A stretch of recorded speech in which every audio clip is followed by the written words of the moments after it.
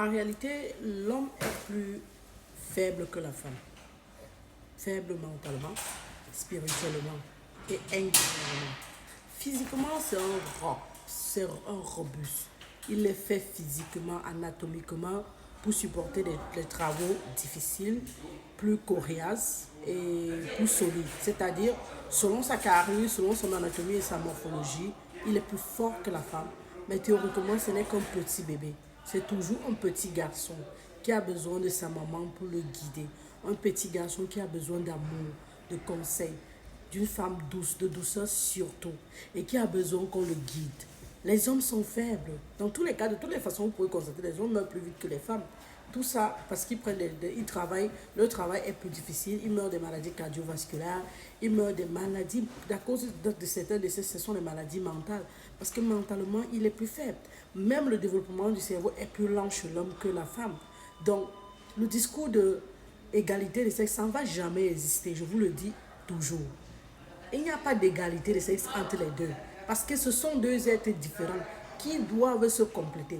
Maintenant, si les femmes sont là tout le temps en train de dire oh non, il me dépasse avec quoi? Il te dépasse avec ce qui te dépasse, toi tu le dépasses avec ce que tu le dépasses avec. Si je peux dire ça ici, ça veut dire que quelque part, chacun de vous a sa particularité. Tu as tes habilités, tes compétences, il a les siens. Maintenant, si c'est que tu veux te comparer à lui, te mettre sur le même pied d'égalité que lui, c'est impossible, ça ne peut pas se faire. Comme je viens de commencer à l'introduction, j'ai dit qu'il est faible. Toi, tu ne l'es pas. Un homme ne peut pas exécuter deux commandes à la fois. Il doit faire il doit exécuter une à la fois. Il ne peut pas aller, je me suis répété, ça c'est un peu de la redondance. Que je le redise bien, ce que je vais dire, c'est que la femme peut être en train de faire les devoirs avec l'enfant, en train de cuisiner, en train de changer un autre enfant, et je ne sais trop quoi, en train de faire plusieurs tâches à la fois. Alors que l'homme, si tu lui donnes deux tâches, ou alors s'il doit exécuter deux commandes à la fois, il est perdu. Il est perdu et il bug sérieusement, ce n'est pas la blague. C'est toujours un petit garçon dans l'âme. Regardez même entre les enfants, garçons et filles, vous allez voir que la femme évolue toujours plus vite que l'homme. Ceci dit, si tu es une femme et que tu veux vraiment comprendre ton homme, tu dois savoir une chose, c'est que laisse-le avoir la carrure de l'homme, du chef de famille à l'extérieur, et toi joue ton rôle de femme. Sois celle qui contrôle l'intérieur, qui apporte de la douceur, qui adoucit les mœurs. Celle-là que quand la voix monte, toi tu baisses. Le seul endroit où vous pourrez avoir la rivalité, c'est au lit. Quand peut-être il a envie de faire un truc et ça ne te plaît pas, tu ne ressens pas bien, tu le tournes aussi. C'est-à-dire un peu de brutalité, un peu de sensualité, un peu de mix de masochisme et de sensualité pour que vous éprouvez tous un plaisir et à la fin vous êtes compatibles à ce niveau-là. Mais si c'est que tu attends que il te blesse ton ego, tu blesses sa part, tu ne vas aller loin. Tu dois apprendre à le comprendre, à le connaître.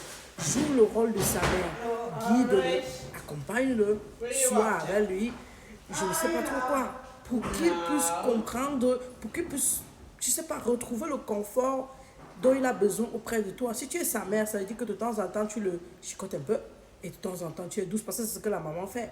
Elle est grande, elle chicote, elle te donne des punitions, mais après, elle te rappelle, elle te cajole, elle te donne beaucoup d'amour pour que tu te sentes toujours son enfant. À la fin de la journée, tu comprends que l'homme et la femme ne peuvent pas être égaux parce que chacun est puissant à son niveau. Il a la puissance physique, toi tu as la puissance spirituelle, la puissance de l'âme. Et c'est pour cela que les hommes se font plus contrôler. Si vous voyez, on donne le charme à qui? On donne plus de charme à qui? Aux hommes.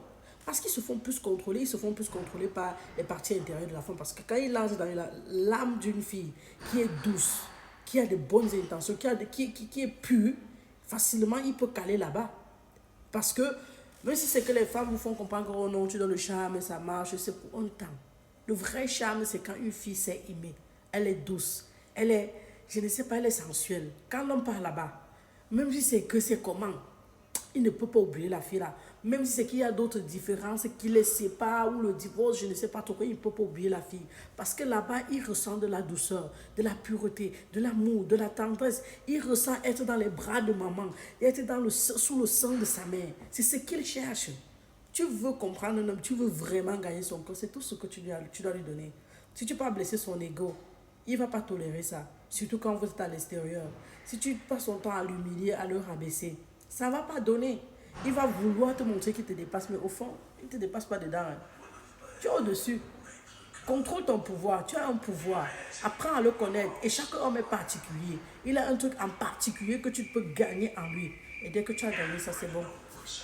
C'est bon, tu es le ministre de l'Intérieur, tout ce que vous appelez, et tu as le pouvoir.